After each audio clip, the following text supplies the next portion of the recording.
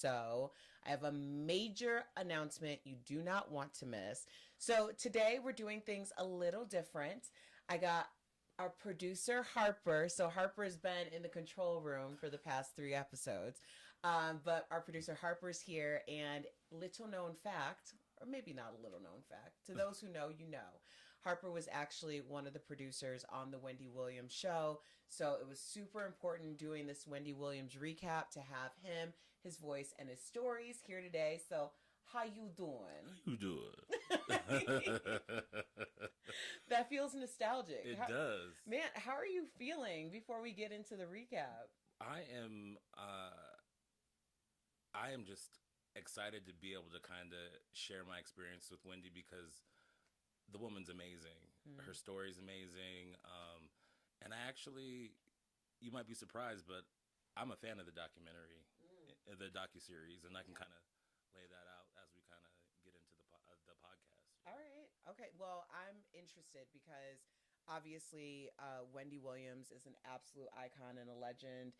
I modeled, a lot of my career on what the steps that she took going from radio to television and having a daytime talk show. So this felt very, it hit me in a way that it made me think a lot about what the trajectory of my life and my path and all of those things are going to be. So we're going to get into it because you actually worked with Wendy for 8 years. You're one of the original producers. So sharing the stories is great. Let's get into episode 1.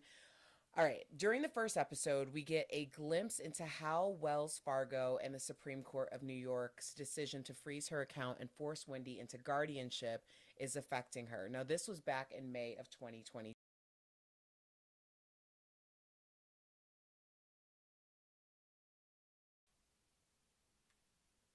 It rated.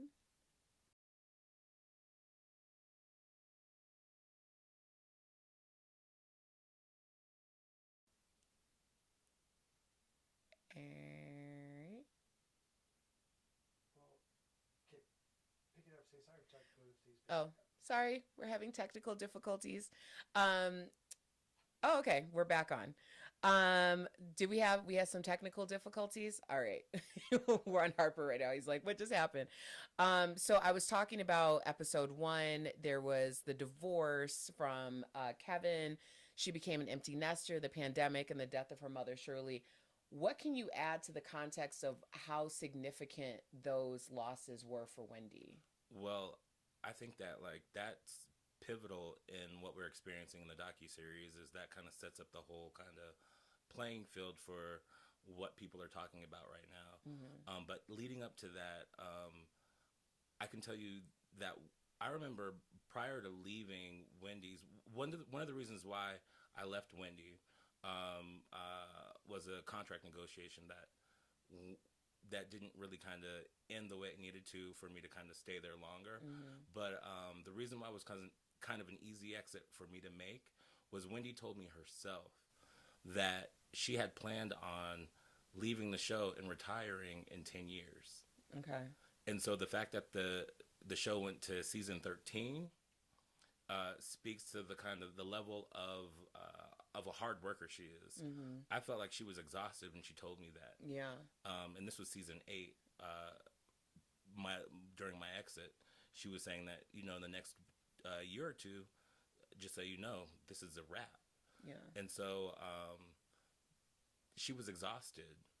And then I feel like her relationship with Kevin, that kind of unfolding in front of everyone and her becoming the hot topic, that really kind of was what kind of had her break down in a way that was surprising to everyone. Yeah. Yeah.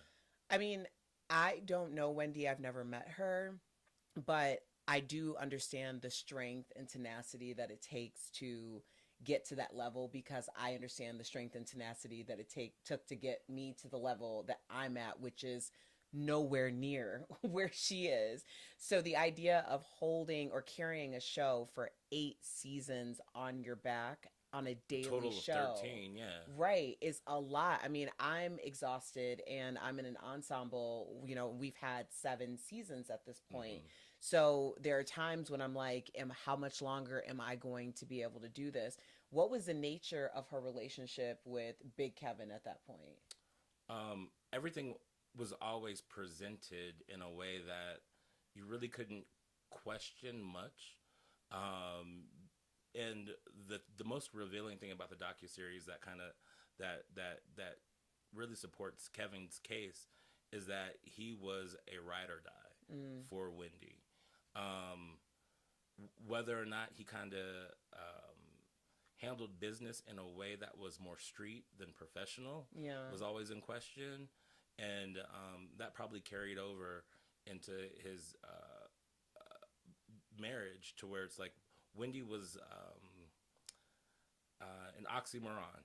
She was this say it like you mean it, outspoken, force to be reckoned with. But when she was around Kevin, she'd say it all the time. She was soft and pink. She wanted to be a housewife. Yeah, that was her role with him. So I think that duality, kind of speaks to that.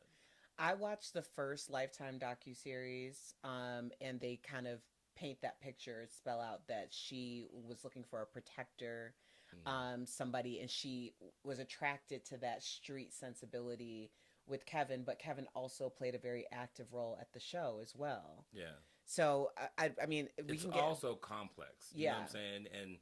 And in him no longer being with her, we could tell what he was doing, because the team that she had couldn't kind of keep her in a condition where we could access her in the way we wanted to as the queen of all media. Yeah.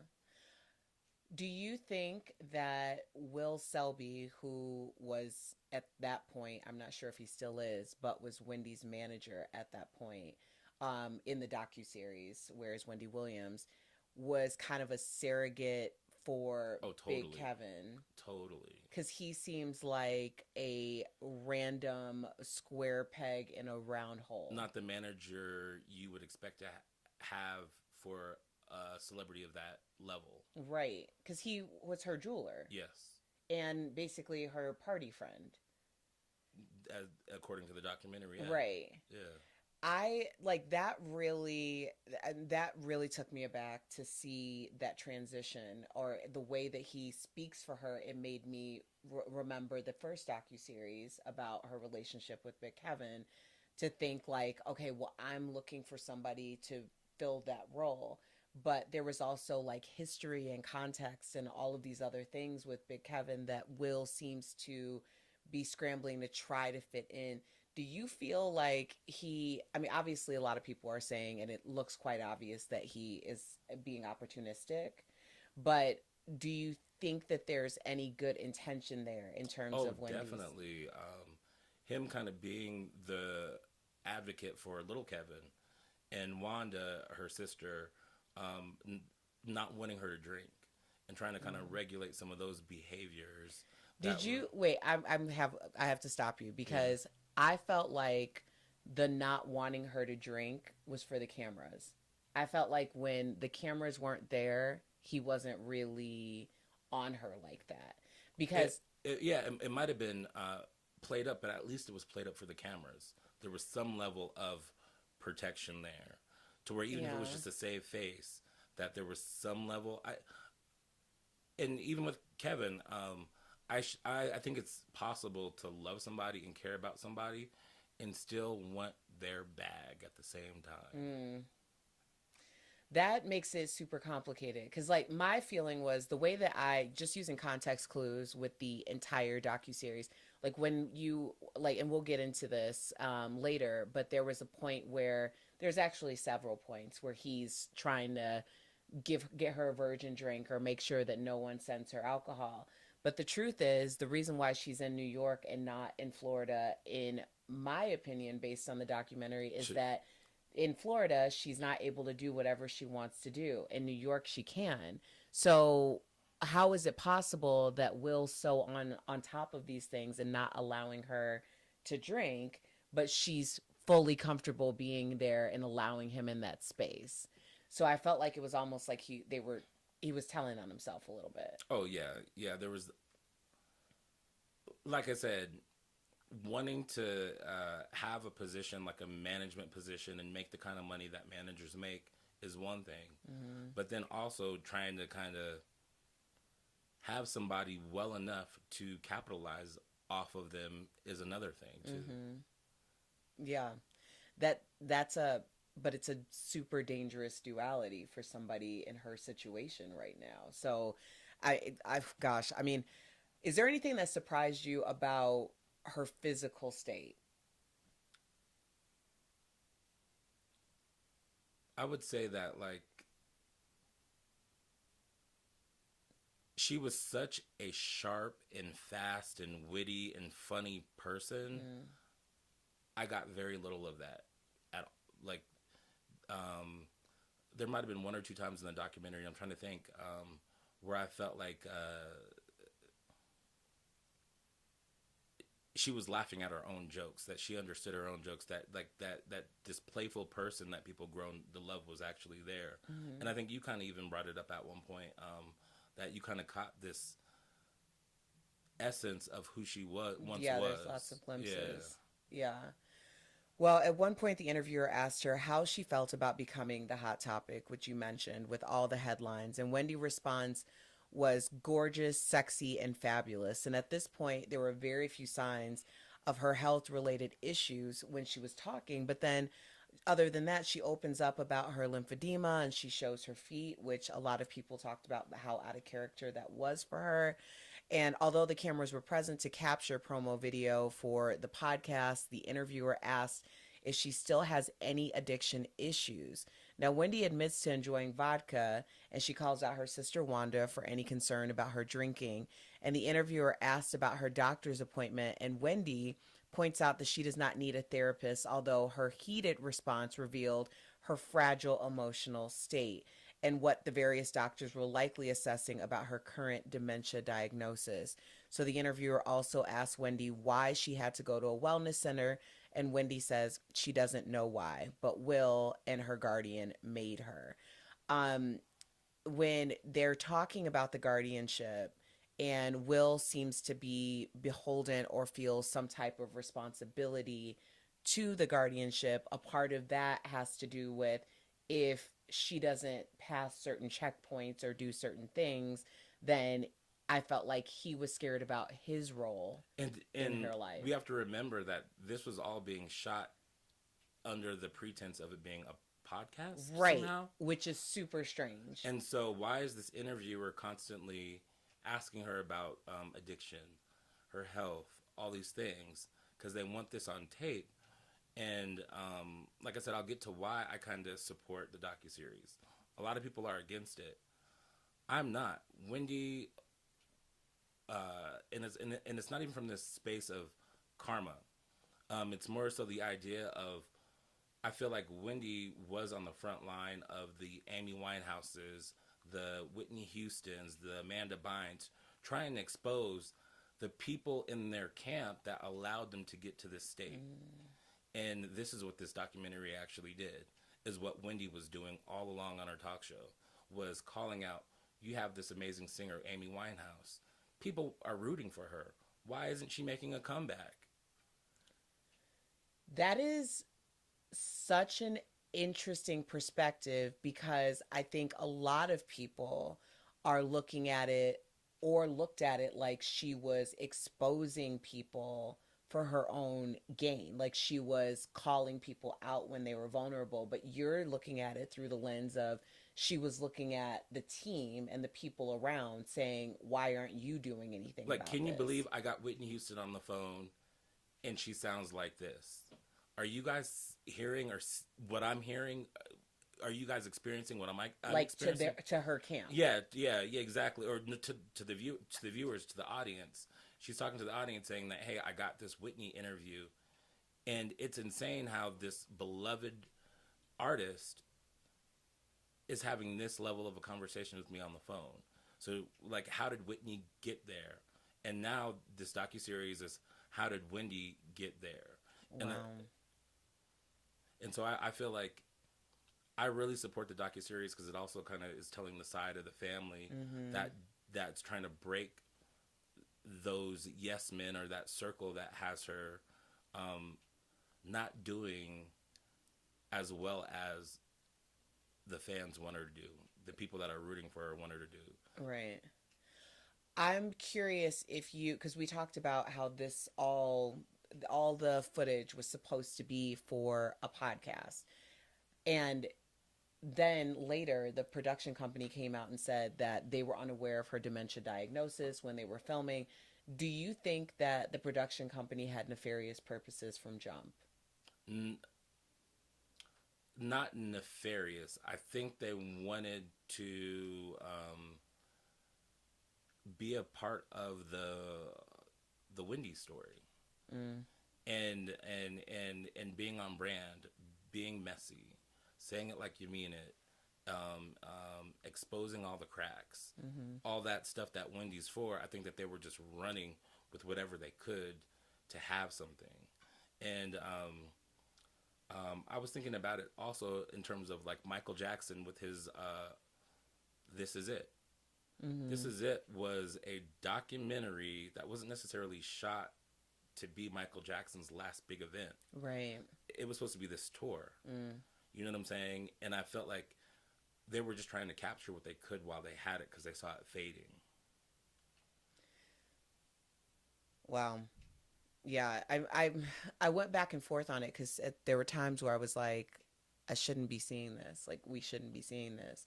And then there were other times where I was like, there are lessons here, but who's supposed to learn them? And even I remember, I mean, DJ Booth made an appearance on the docuseries, and you know there was a lot of speculation as to what happened between Wendy and DJ Booth, and he made it very clear that during the pandemic that he was the only person that she would allow in the home, and he wore all the hats in order to make what was the rest of that show help her get through it. And we all witnessed that, and that's when a lot of people had a lot of questions. How did you feel about the DJ Booth like appearance on the docuseries? He kind of even said it in the docuseries that that filling that void of Kevin, he was the first one. So before Will, there was DJ Booth, and this idea of a protector and this one-stop shop. This person, this manager, that could kind of filter out business so you can get to your like day-to-day or whatever. And so it's like I felt like he kind of expressed the pressure of being that person for Wendy. Yeah. And then of course, like, and this is me just speculating, but it read to me like he was someone who knew too much. And when she wanted to self-sabotage, you can't have people who know too much or care about you more than you care about yourself in that moment. So it made me feel like maybe he was someone who wasn't necessarily going to be an enabler for her. Yeah. And this is just me speculating. No, yeah, especially because he was close to the Wendy that was the major talk show host that everybody gravitated towards. And so to kind of know at some point that you're not doing you're not protecting that person the way that person needs to necessarily be protected. Yeah. And still being in a position to where protecting that person the way that they need is the thing that's going to push them further away. Right. And I think anyone who's dealt with any type of someone who's struggling with addiction of any form can understand that. You know, like Al-Anon is based on, you know, a lot of those tenets. One person that for sure has been in Wendy's corner, and she seems to be an advocate. We've heard from her because she's been her spokesperson in a lot of ways, is her niece, Alex Finney. I know that you have, yeah, Alex. And so and the interesting thing about Alex is she's a trained journalist. Not only Wendy's niece, and was able to kind of visit the show and watch it grow. She's a very sound mind, and I'm actually surprised that someone who is a professional journalist will kind of put their neck out there like that to kind of, and she said it in the docuseries, tell her aunt, say it like you mean it. Tell her aunt what she saw and what she didn't like that was going on. Yeah. And so it's like, that was enough vindication for me. Alex being a part of the project and kind of being somebody that I personally can trust is doing all that they can to kind of take care of their family member. That made the documentary a lot less exploitative than a lot of people are kind of picking up on, because I felt like Alex was actually exposing people, especially the publicists. Yes. Yeah. And like, that's the perfect example is there was no reason why that publicist needed to be in that interview. And then why was the publicist asleep?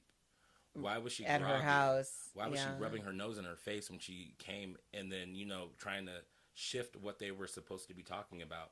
Wendy and Alex were supposed to be talking about Wendy and Alex. Right. Not this resurrection. And you're talking about the publicist, Sean Zanotti, who's come out and said that she was basically misrepresented in this documentary. You're a publicist. Right. That's right.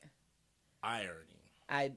I fully agree. So before we wrap episode 1, we learned that she's estranged from her son, Kevin, at this point in the documentary.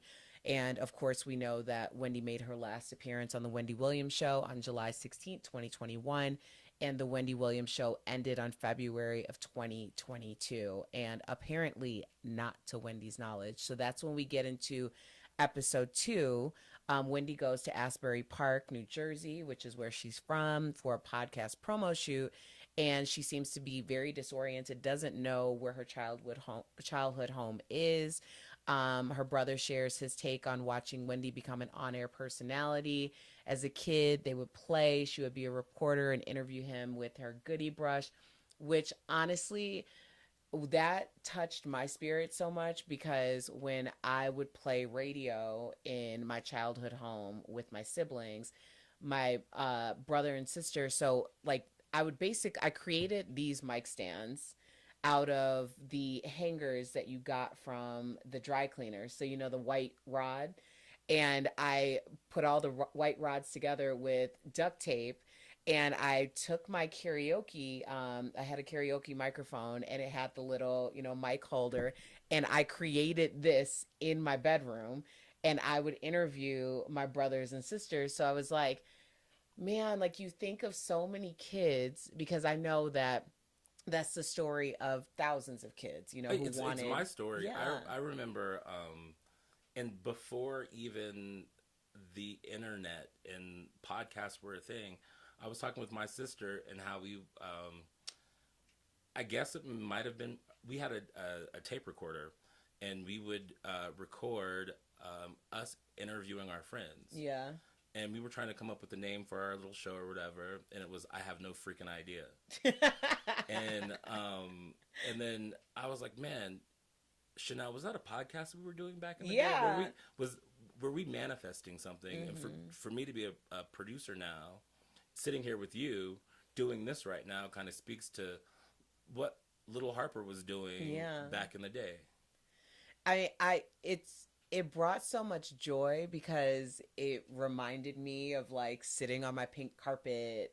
You know, all of those images came back to me, but it also broke my heart, because how did that little girl, for Wendy, get here? Mm. You know, you get everything. And that's why I'm not against the docuseries. And again, I'm going to compare it to the Michael Jackson This Is It. It's like it was the final curtain call. It's the bowing out of the entertainment industry. And I'm sure it's going to do record numbers for Lifetime. Mm. I'm sure it's going to live on and become part of her. If Wendy is the queen of all media, TV, radio, unfortunately not a podcast maybe, but docuseries, and then her obsession with reality TV, they could have split this up into a reality show just like with Bobby and Whitney. So, I was thinking of Anna Nicole. Exactly. And so as a genuine lover of the spirit that we were all gravitating to, I feel like this was a good thing in terms of us being able, because let's say this never happened and we didn't know where Wendy was, and she just became a question mark that kind of faded. I think that we're now having a conversation about how well is Wendy, who's taking care of Wendy, what can we do to help, how can we be an advocate for what we saw or what we didn't like about what we saw. Right. And that's what the Wendy Williams show was. That's what the whole Wendy experience was. Like, kind of like the way that there was so much pressure on the Free Britney movement that it, for good, bad, indifferent, better or worse. We know how Britney's doing, though. We do. And also, it exposed a lot of people. There were more eyeballs on the situation. And I felt like that's kind of what's happening with Wendy Williams right now. There's more eyeballs, there's more scrutiny, there's more people questioning why things are happening the way that they're happening. And you said that you said maybe not a podcast. So it's interesting to me that you have two people who are with her all the time. You have Sean Zanotti, who is her quote unquote publicist at this time. You have Will Selby, who is her quote unquote manager. And it seems like Sean is definitely pushing her to get back to work. But although Will's a dissenting voice, it felt like he was doing the same thing. Yeah, and you have a podcast. Wouldn't you think that you'd have at least 1 or 2 episodes? Right. I was like, how difficult is it? Like, you have everybody. She had like a team. There were like 30 people in the room. Like, you could probably do a podcast if that was the whole point. Even if it's just a test or a dry run, there was no mics, there was no equipment, there was nothing. No topics. Like the queen of topics, there were no topics. And the one thing that kind of I was able to kind of maybe say, well, maybe they were actually kind of actively working towards a podcast, was they got Black China involved, the only other celebrity that was involved in this. And you would think that they would have had at least 1 or 2 people show up to have lunch with Wendy and talk about, and how something would have been in motion that we could say, okay, the podcast is legit. Right. Well, that was one of like my most prevailing thoughts every time they were talking about, we're trying to get this podcast. I mean, not to conflate the two, but it is very interesting. I think of Nene Leakes, and Nene and Wendy clearly had some beef between each other. Nene has accused Wendy of stalemating her progress or ability to potentially do a talk show. Now, whether that's the correct version of the truth or it's her idea of the truth, but when you hear interviews with Nene Leakes, she often talks about like, oh, well, why aren't you doing a podcast? Well, no one's come to me. And I'm always thinking like, girl, like 10-year-olds are putting their podcasts together. The little Harper that was in the sandbox with the recorder and my sister, Erica, when you're on your pink carpet, you know what I'm saying? Like, creating podcasts, like, you have the ability and all the tools and all the access, and in this world, more so than anyone on the planet. And the idea that people need these big conglomerates, it's a very old school way of thinking. First of all, that you need a big, massive, to come in and do all of these things for you, because ultimately, with a little seed money, you can create something really great, and they will pay you for something that you own. With no seed money, right? But I'm saying for it, because everybody wants it to be so fabulous, true. Which, fabulous is as fabulous does. But you have to start somewhere. And that's what I was thinking. I'm like, this is a front for something else. And I'm not exactly sure what it is. And like, and what I'm telling you is there's probably some kind of contract that Wendy had with Lifetime to where she needed to fulfill a certain amount of projects. And they just knew that they needed to get what they could while it was there, because it was fleeting, and that, you know what I'm saying. And so the podcast not necessarily being a ruse, it was something that they probably all ultimately wanted, but it became a matter of how much can we get before this is snatched away, before this is taken away from us. That's a theory I haven't heard before, and it makes a lot of sense because if you think about the original Wendy Williams doc on Lifetime, and then there was the movie. Was this a part of some type of a development deal that was made before, and this was the last piece that she could receive money, especially because we know that to this day, we don't know where Wendy's money is. So, or why she doesn't really have access to the funds. So this was alarming too. So Will's in her room picking up $10,000-$15,000 cash. So if he's handing her $10,000 to $15,000 cash, someone who clearly is not in their right mind for most of this docuseries, how much of those dollars or stacks have made their way out the door? And all of these people are all over her home with free reign, seemingly, and no one is paying any attention to it. And she's going through like old clothing and assets in order to essentially high-level pawn a lot of these things so that she can get cash. What type of person does that in our day-to-day worlds? Like someone who's having a fire sale. But those people, and I'm trying to say it without saying it, people that need immediate cash fast. Who are those like people? Addicts. So you're saying that she needs the money for for drugs or alcohol or whatever. Right. It's like that's addict behavior. Yeah. No, it is true. It is true. I just saw it like, clearly she still lives pretty illustrious lifestyle, even if that lifestyle is coming down to the amount of money that they're spending on Uber Eats, which we'll get into. But she has a very expensive lifestyle that she continues to live. And the idea that she has all of these things, which are high value items, and people are just and it's not and just out. a Versace shirt. It's Wendy's Versace shirt. So right. There's extra dollar signs on it. Right. Because of who it belonged to. And was she getting the money from the fire sale? Right. Yeah, where did the money come from or go to? And just like in her jewelry box, which is wide open, you have like we already know that there's a whole team of people. And now as her manager, why would you not just kind of see it in her jewelry box, close the jewelry box, wait till the cameras leave, and be like, hey, girl, you can't do this. Right. He picks it up. And showcase and kind of puts it on display.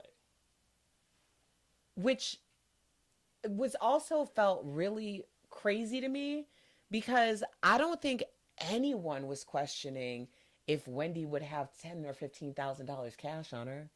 Like, that's not a flex for Wendy Williams. No. Like, Wendy has $10,000, $15,000 cash it's from saying her neck. Something else. Like, from her eyebrows up, there's $10,000 to $15,000 exactly. And that's cash. what I'm saying. It's saying something else, and I can only just guess or assume what that something else is because we don't know. What do you think that's saying by making a move like that? I don't know, but it was definitely a red flag. Yeah, well, of course. Yeah. But I really, and then when she was like laying in the money, I'm like, girl, like your pillowcase probably costs more than that. So it's not about this 10 or 15,000.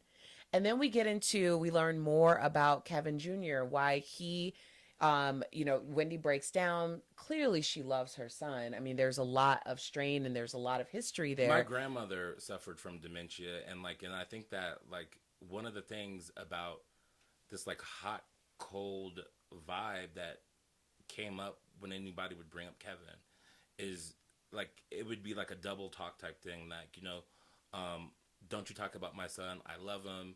At the same time, I don't like that he doesn't want me to drink. So like this kind of thing happening. And it's the inconsistency of like, even just within a thought or like a sentence, that's when I kind of started kind of recognizing what was possibly this dementia diagnosis. Yeah. Is that even in how she was treating some of the people on set or in her home, the nail tech, the driver, the stylist, yeah. Was that out of character? Because some people, there's so much fodder on social media, of course, and some people are like, that's who Wendy's always been, and other people are like, no, Wendy wasn't like that. And it's a little bit of both. Wendy was like that, but she was very funny and witty about it wasn't just so hard. I'll even use me as an example. Wendy and Kevin, I was in the hospital for like maybe 2.5 months. I had diverticulitis. I had a intestinal issue, and I was hoping that I didn't have to have surgery. And she sent me flowers, and she had called, and it was like the sweetest thing that, oh, my boss Wendy, she's calling me to and she just wanted to chat and talk about what I was watching. It was like the sweetest thing ever, and this beautiful bouquet of flowers that she had sent to my partner who brought them to the hospital, and I'm just kind of just talking and chatting it up with Wendy, but at the same time, she was insisting that I was secretly having gastric bypass surgery. No. So it was like, on one hand, the sweetest thing ever, and then like an insult or embarrassing, you know what I'm saying, at the same time, because I'm sure she was trying to get the tea on whether or not I was getting gastric bypass. Right. Oh my God. Oh my God. She wanted me to confess. She wanted me to confess it. I'm like, nah. And the funny thing is, when I finally got out the hospital, I had lost about 30 pounds just not eating the horrible hospital food, just being sick and stuff, and to where, still to this day, she probably thought I had gastric. Oh my God. Oh my God. She's like, nah. Yeah. So it wasn't as cutting, although it was still her commenting on my weight, or her commenting on how I would look better, or her rooting for me to have gastric bypass because she's for it, just the same way she did her Sean Zanotti. Exactly. Yeah, telling her she needed liposuction. So it's like that wasn't out of character. It was how she said it was out of character. It came from a different place. Yeah. Like the filter had been removed. Well, exactly. Wow. No, it's good to know, because obviously, like myself, like, I don't know Wendy. I've never met Wendy a day in my life. Most people who are talking about this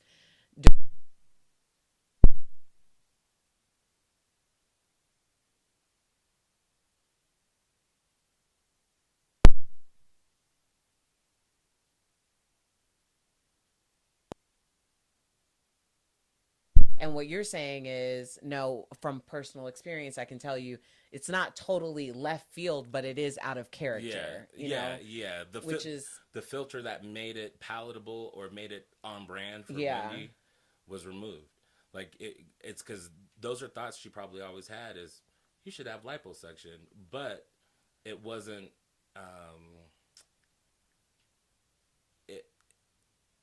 The same sassy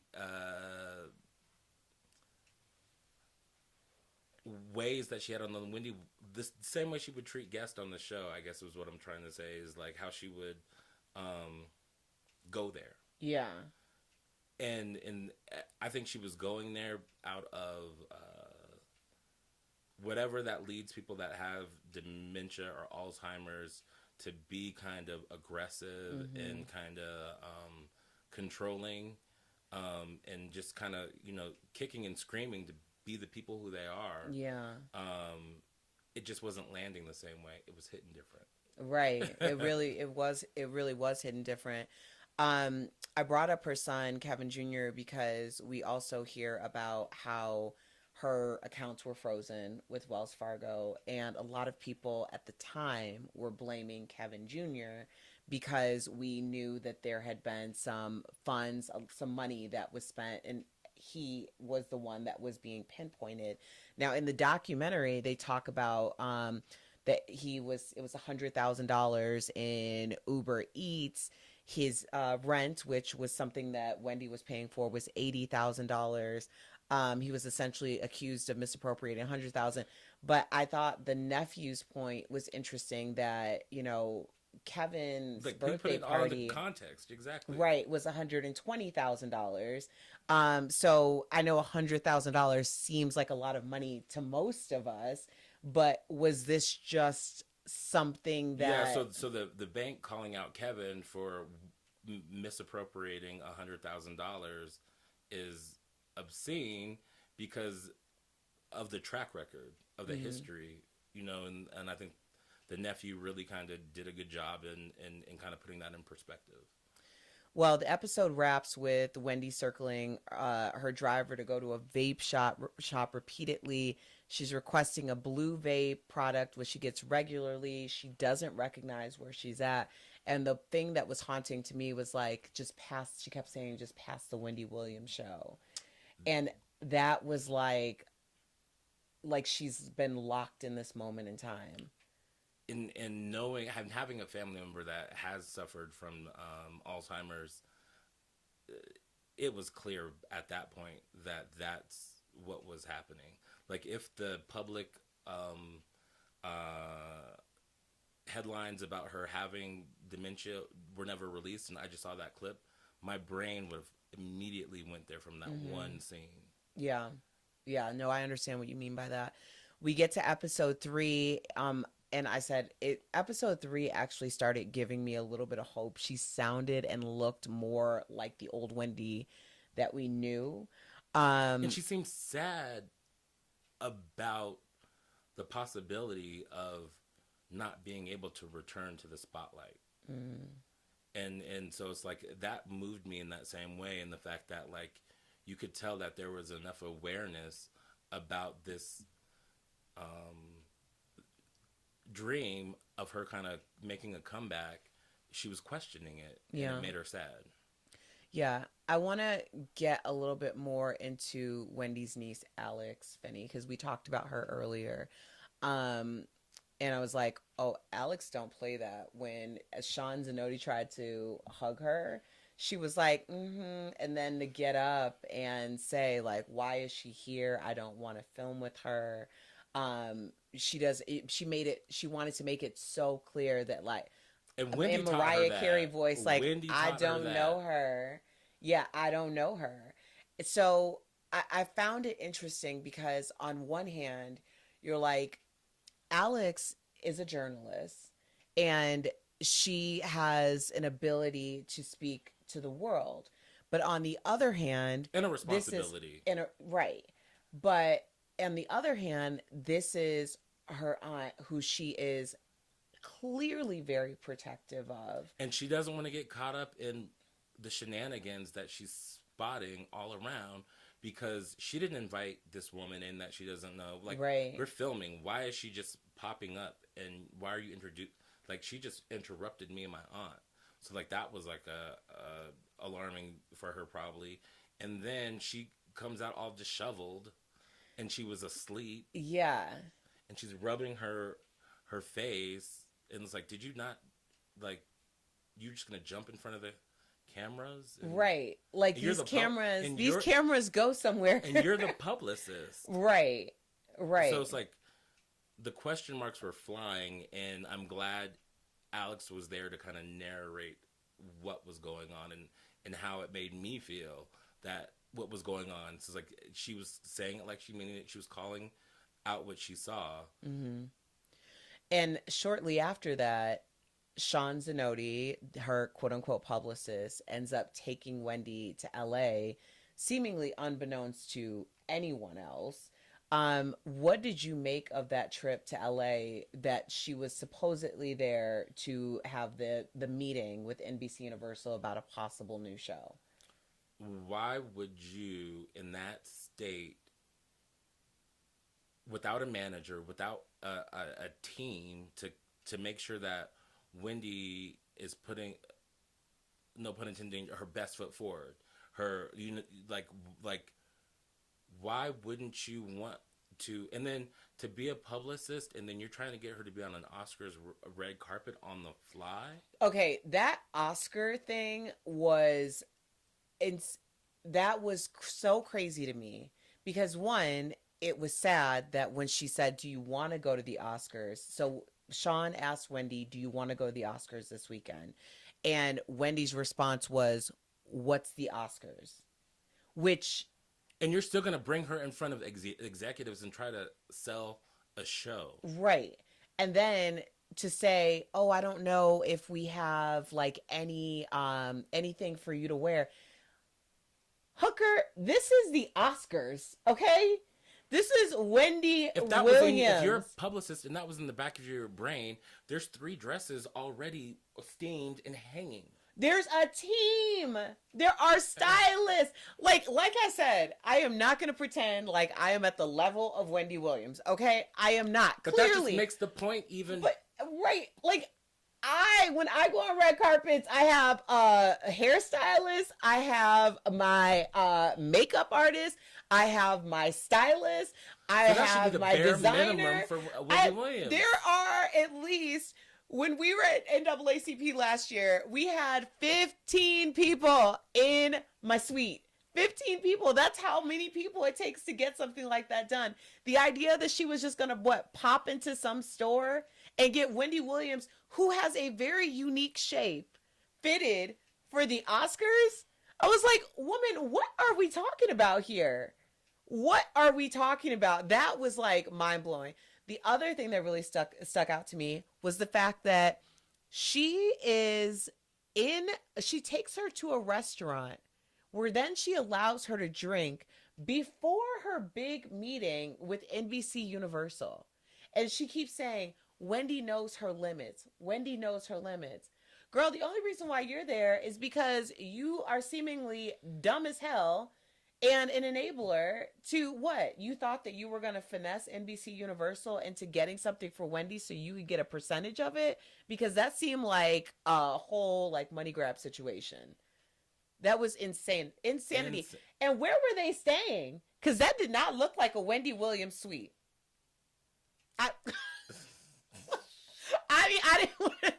not trying to be bougie about it, but I was like, what is this basic ass hotel that she got this woman staying in? I know that was not the point of what was happening, but it stood out to me. And like I said, this docuseries is allowing us to see things like that and question the people around her, question how she's in this situation, question how this is continuing. You know what I'm saying? And I feel like the docuseries is going to be an advocate for the family, kind of getting their family member back. Yeah. And I told you, season 8, when I left the show, Wendy was like, I'm going to season 10 and it's a wrap. She went to season 13. Mm-hmm. She was exhausted. The early days of the talk show that we worked for, those grueling hours, we were around the clock.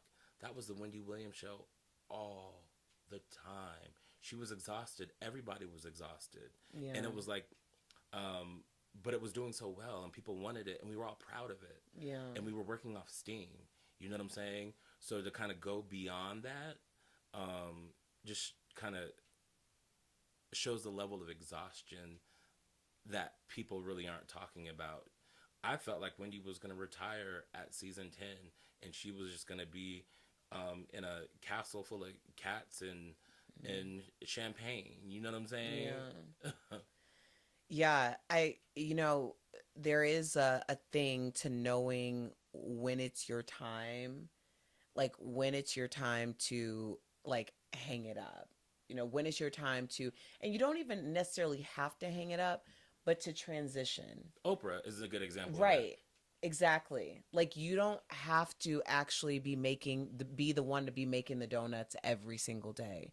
You can, amplify other people, be a creator by, putting other like ideas and other creators out there. Like you see that happen with a lot of people who have been like the person, they're the face, they're the voice. And in hindsight, like, you would have hoped that that would have been a Wendy Williams. But I think that there's a thing where it's like sometimes things will never be enough.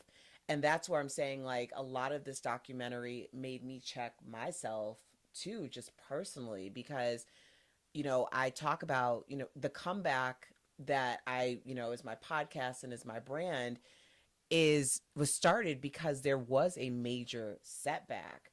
And I remember seeing something that I'll never forget. I was like, really, I looked up to this person, as a lot of people did. And I thought, like, seeing them spiral out of control, I looked at that and I thought, like, one more wrong decision and that would have been me, because I was already there. My mother had already flown out to Denver because I was drunk and passing out places, and someone had to call her to come get me.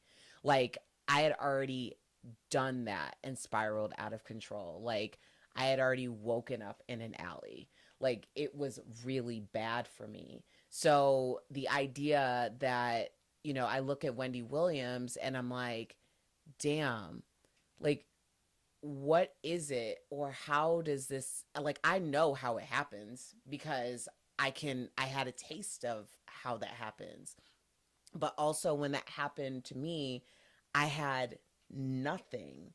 And I would have thought that if I had something, then it would have been enough. And then it just made me feel like, when is anything going to be enough, And I feel like a lot of people. Dad was asking her, like, what do you want? Because the comeback isn't always getting the talk show you once had. Right. The comeback is, I'm sober and I'm with my family, and we're looking at all of the things that I accomplished. I came back to the radio how many times? I came back from the radio to TV. You know what I'm saying? Now I'm just coming back to being Wendy, the mom, the sister, the daughter. That could be a comeback too. But I think so many people, and Wendy in this case, have this idea of the comeback being outdoing the last thing that you did, or going beyond where you once were, when it could just be reinventing yourself in a way that's sustainable, that's healthy, that you need. Yeah. Oh, man. All right, let's get into episode 4. You're listening to Comeback with Erica Cobb. I'm here with Anthony Harper, who is not only my producer, but also a former producer of the Wendy Williams Show for 8 seasons. It was super important to get your voice in on this documentary and your insight. I'm curious to know, episode 4 opens with Black China, Angela White, as she prefers to be called now. I found this to be incredibly touching, cathartic, and full circle. Oh, yes. Because it seemed like, and I questioned it at first. I was quick to be like, why her? What? Where did she come from? But, like, to your point, I ended up feeling the same way. Yeah. Because the way that she said, that Wendy always, like, she held her accountable, but it was coming from a place of love. And when like she what said, we were talking about earlier, like that whole perspective that I have on her Whitney interview, or how she kind of talks about Britney Spears, or it's like she's very New York, very New Jersey. It's a way of being. It's a style. It's I can tell that person's overweight and uncomfortable about it, so I'm going to just break the ice and say something about it. Do you know what I'm saying? And then we can kind of talk and maybe get that person some help to be like this or whatever, to where even though it might seem so... And Wendy's parents, actually, I can kind of trace it back to Wendy's parents, because she said it multiple times that her dad would even say, you have such a pretty face. If you just lost a few pounds, some weight. So this mantra goes back to her when she was the little roving reporter with the hairbrush. Yeah. Being on a diet since she was 5 years old. Oh my God. That is incredibly interesting. I have a very honest father. so honest to a fault sometimes, but also I have to check myself A because realist. yeah, I say things not like a Wendy Williams, but like I do say more than I need to say. In certain situations, that's my job. You're um, making you're making a career off of it. Yeah. but that is a lot about how you're raised, because my father says everything. He says it all. I say it most. Like, I don't say it all. I say a lot. But no, I understand, and that's a interesting full circle moment that we had there, because that was your initial reason for saying you wanted to defend the documentary, is because at the root of everything, it was always about It's on what brand. was best, right? Yeah. What was best by delivering the ultimate truth, even if it wasn't what people wanted to hear. Flaws and all. And the thing is, and you feel better when you get the flaws and all, to where if it's just a tabloid saying Whitney Houston is on drugs versus Wendy saying I'm talking to Whitney, and guys, what does this sound like to you? Yeah. Wow. Well, her son Kevin shares for the first time that about Wendy's dementia diagnosis, and you've already said that you spotted it. So, Wendy reveals the level of success she had by the time that she was 27. And when she was with her father, and she was talking about getting her show back on Wednesday, or right. And the father was just like, I'm gonna just let that one kind of fly. Right, or the look on his face when she called her brother Tommy Kevin. Exactly. Like, understand. And I thought, here this man is looking at his daughter, and he's an elderly man, looking at his daughter who is in more of a mental health decline than he is. His daughter is slipping away. Right in front of him. And he's in the home that she bought him at 20, like, So I there's just like that level of reverence and respect at the same time, to where there's no way in the world that he's gonna shame the decisions that she's currently making that has her in this position, whether it be her publicist, her manager, somebody that didn't even get in front of the camera, that's not allowing her to get the help she needs, or the guardianship, or whoever it is. But we all now know enough to see what that looks like, right, and call it out.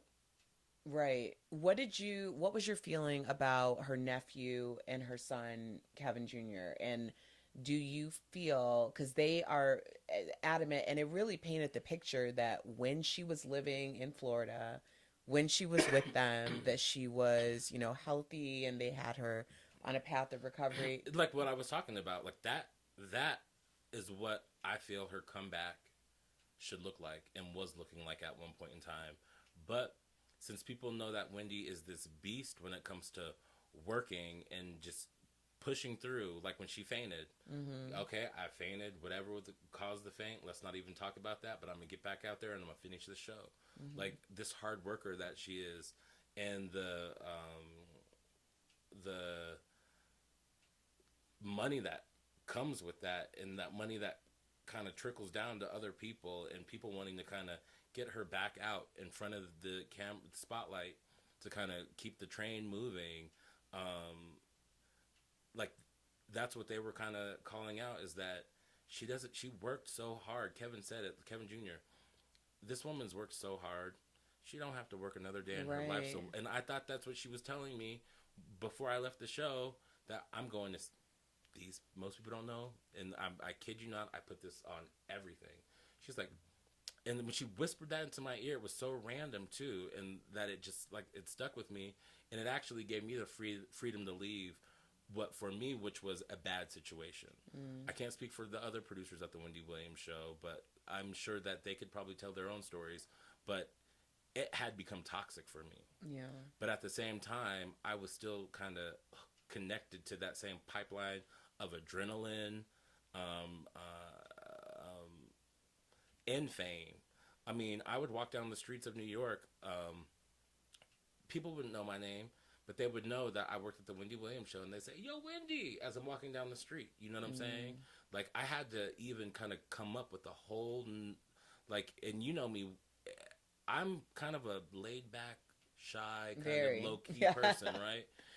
And most of what I did at the Wendy Williams show was producing the audience. So you have the opening block, which is hot topics, and then you have like celebrity interviews, and then you have these filler segments that needed to happen to stretch the show. These accordion segments, and so I was producing these accordion segments.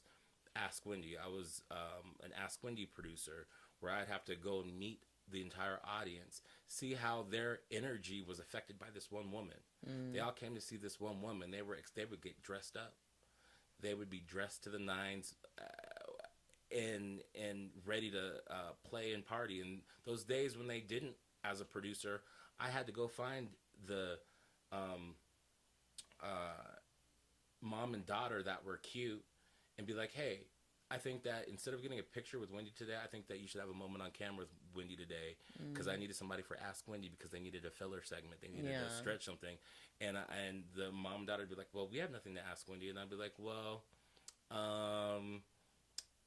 what's the messiest thing your mom ever did to you?" And then the daughter would say, "She goes through my phones to see what these boys are saying to me." And I'd be like, "Got it. Come with me. Walk this way. VIP this way." And so it's like I had to use this whole other muscle that I didn't have, but only for Wendy Williams. Do you know what I'm saying?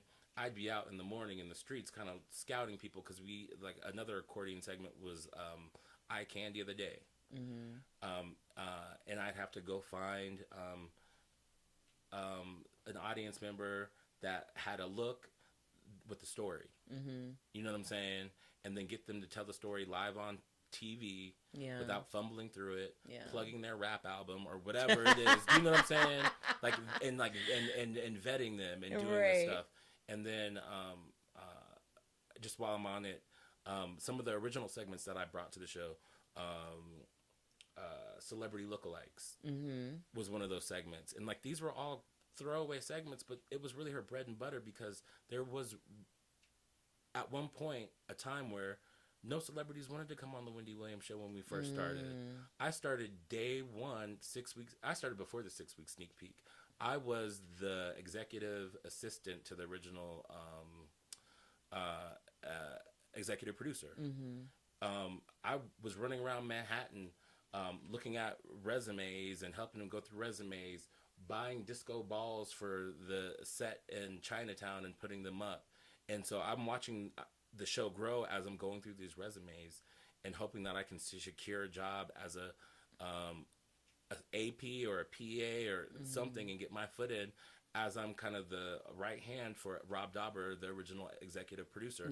So I'm seeing all this kind of like grow before my eyes, and it was Wendy talk about manifestation. That summer prior, Wendy, I was listening to Wendy on the internet, broadcasturbanradio.net, and she was talking about getting a talk show, and it was going to happen, and I knew I'd wanted to move to New York, and I just happened to run into Wendy at a book signing at the Hard Rock Cafe. Now, I didn't know she was going to be there. It was a book signing. And I was able to kind of like say, "Hey, I'm going to work with you, blah, blah, blah, blah, blah." And then my partner, Patrick, Rob Dauber, the original executive producer, was somebody he worked with at Oprah. And he was looking for somebody to kind of assist him in building the show from scratch. And so like I was there I am the first, and you can put this on record, first hire at the Wendy Williams show. But like I said, what I was contributing was the heart and essence of the show, because it was Wendy in the audience. It wasn't about the celebrities, because we couldn't get a celebrity. You know what I'm saying? It was just Wendy. Right. Wow. To go from not being able to get a celebrity on, and at that time was because people were probably scared. Burnt, They were scared. They were to burn the bridge, whatever. But then towards the end, I mean, everybody was trying to get on the Wendy Williams show. And that's, and you know, it's funny because J-Lo was probably one of the biggest skits of the Wendy Williams show, and I was there for that. and she kind of said this girl when she was going through the Star magazine. Do you remember that when she was like, I like this girl, and it was J-Lo that she was talking about. And to where it's like she couldn't think of J-Lo's name. And she was like, she was on the Wendy Williams show. Oh, yeah. On the doc, yeah. Yeah. Wow. I have so many questions. I want to talk. I know we have to wrap soon, but it's just amazing the way that life works. And I say that like it's awe-inspiring. That could be like a very positive thing or like a very negative thing, but I don't really feel like any of these things are negative because there's always a lesson. And Wendy taught me this. Like, I don't think I would have had this perspective if it wasn't for Wendy. Like, I always used to think, why am I so into this woman? Why am I so ride or die? Why do I want to work for her? Why is she so fascinating to me? Because isn't she the one that was trying to out the gay rapper? Like, how nefarious and cruel and ugly is that? Or even, how you doing? That came from her making fun of some gay little kid, some snotty-faced gay little kid. And she's like, he knew he's gay because he go, how you do it? And so, like, that's where that whole thing came from. But it never really hit me because Wendy taught me to have thick skin. Mm-hmm. And I've benefited from it. That's complicated. You know, I mean, Yeah. it like most things, Yeah. like it is, it's complicated because, you know, it's almost like you said that the show became too toxic, and that can happen, and you can't necessarily even pinpoint whose fault it is. It just is something that breeds itself until you have to make It's a the decision. culture, and you have to step away from it. Right. About for your mental health, what you're going to value and how you're going to do that. When my contract wasn't renewed and I stepped away from the show, almost instantly I could see the exodus or not even the exodus, more so the identification of that culture or that environment. Mm-hmm. And it's funny when we even talk about Ellen or other talk shows with these toxic work environments or whatever, it's par for the course. Right. You know what I'm saying? But like I said, being a producer in New York during that time for that show gave me a thicker skin that I do benefit from. And I don't think about that until I have conversations like this. Mm-hmm. Or until there's a docuseries that kind of reminds me of, was Wendy really like that? Yeah, she was like that, but you have to understand, she's a New Yorker. Yeah. Her father said that she had a pretty face and she needed to lose weight when she was a little girl. And that thick skin had her be the one to address my weight going up and down in a way that I wasn't crushed. Right. You know what I'm saying? At a family gathering, and my aunt notices that I've gained weight because I have that Wendy experience, to where it's like, that's my crazy aunt talking shit just because she thinks I'm fine. Yeah. You're like, it's all context, people. It's all context. Yeah. Well, I mean, gosh, I have so many questions. But obviously we also have a time constraint here. I do want to say that because they talked about they stopped filming in April of 2023 because of her well-being. It made me question, I really want to get your feelings on this. We saw so many things that I don't believe a healthy Wendy ever would have intended for us to see. What do you believe could have potentially happened that would have resulted in them having to halt the filming? Because at that point, I'm like, what else could possibly have happened for that to be the call? I think they got the goods. They had enough to work with. That at some point it would become the type of production that I'd be quick to call exploitative. You know what I'm saying? I think it hit a threshold. I think that is just a narrative that was brought up because that was the narrative the entire time. I don't think that there was any kind of tipping point necessarily. I think the tipping point was like going back to Michael Jackson's "This Is It." It's like, let's stop focusing on this tour because we got the goods. Like him in production, putting on his last show, that was it. This was it. Do you know what I'm saying? They got the goods. And like I said, I'm grateful to be able to reconnect with her in some way again. You know what I'm saying? Other than her just kind of like just being a headline in a page 6 article. You know what I'm saying? That there's some kind of life to this. There's some kind of, I can make my own assumptions. Right. We can all make our own assumptions about what the red flags that we see, the things that are going on, because that's what Wendy did. Yeah. Well, I thought it was really important because we did hear from Wendy's sister, Wanda, and for her to ask the question, she was the voice of the audience, asking, like basically saying, I know what you're thinking because I would be thinking the same thing. Where is her family? Why aren't people stepping in?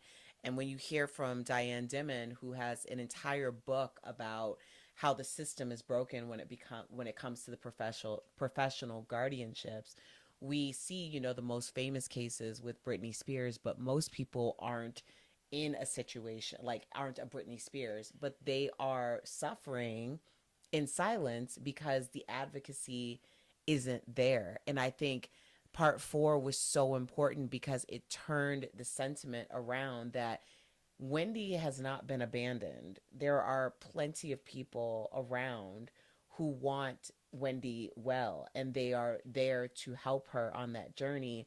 But I thought it was so important when, I can't remember who said it, but someone said, like, the person has to want to change. The person has to want help. And Kevin Jr. said it. I think Alex might have said it at one point, the self-sabotage, like the punishment. And I think about a few things. I don't know Wendy's history when it comes to any type of abuse, but the way that she over-sexualizes sometimes, or the way that she self-sabotages, women tend to punish back within, and men tend to punish out as a form of dealing with their abuse or, things traumatic things that have happened in their lives. And I felt like there were a lot of indications of something like that. And I'm not a professional. I'm not trying to diagnose, but I felt that.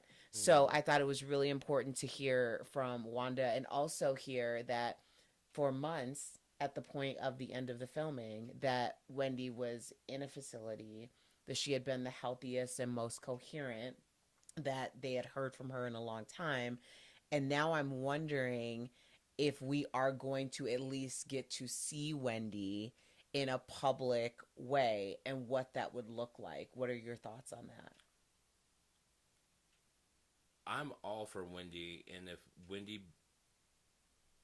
if her health lends to a podcast or whatever it is that her heart desires, I'm all for it. But like I said, I would be happy for her if her comeback was just to be able to spend time with her family and not think about working anymore, and have that kind of mental shift to where it's like, I made it to the mountaintop. This is it. You know what I'm saying? Like that. I would be okay with that. But unfortunately, I don't think. I think she's done all the work that she needs to do, and this idea, anyone that kind of wants to support putting Wendy back to work, even if it's Wendy, I agree with Kevin Jr. is that she's given us a lot, and I feel like this docuseries was the bow, it was the button on it all, to where I would be so happy if she is in that state of mind where she can look at it and kind of have some of the same thoughts about it as I did, as, ooh, this was juicy. You know what I'm saying? I don't need the receipt that Wendy was watching this with a bag of pork rinds talking about, did I go there? You know what I'm saying? But if that's what it is, I think that's a beautiful thing. I think that she's continuing to deliver good TV because how many people have tuned in? I want to know what these numbers are doing. I want to know, like, Lifetime, it's changed the trajectory of Lifetime, this docuseries, and that's why they needed to get the goods. That's why they needed to put it out. And I think they actually did a good job. Wow. Wow. Well, Anthony Harper, producer extraordinaire, former producer of the Wendy Williams Show for 8 years. How you doing? I so appreciate your transparency. I know you don't talk about this like hardly ever. Yeah, and the thing is, very much like, not publicly. It's only because it's Erica Cobb. Oh, like I don't think that like I would have been as inspired to kind of share, or fearless at the same time, because you put your neck on the line every single day, saying it like you mean it. And going there. So it's like, that's why I'm here today. Thank you so much. Oh my God, that means so much to me. And I really do consider it an honor that you, because I know you don't, it's not like you go around giving interviews and you don't speak a lot about that time. Most people don't even know who know you. That you worked for Wendy and so closely and were such a integral part of the growth of that show and that franchise. And when this docuseries came out and we were throwing around some ideas about, you'll sit in for Ebony and, we'll do the show or whatever. Aligned. And I was like, wait a minute. and that's why I couldn't push away from it either, because it's like, here's my opportunity to kind of share my story and my thoughts and my feelings. So even when we were texting about the documentary while we were watching it, it's like, man, I would love to share this with Erica and actually have it documented. Yeah. Oh my gosh.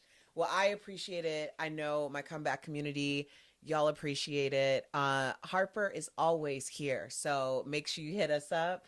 If you have any other questions or things that you want to follow up on, we'd love to continue this conversation in some capacity. So hit us up. You can hit me up on social media at Erica Cobb. Do you want to share your, or you keep it private? He's like, no, you're gonna pull I'm going in back Ebony. to being Kevin Jr. Yeah, it's gonna pull in Ebony. Just send it to at Erica Cobb. I will get it to Harper. Anthony Harper, thank you so much for being here. Thank y'all for watching on this live. It was good, was it not? It was so good.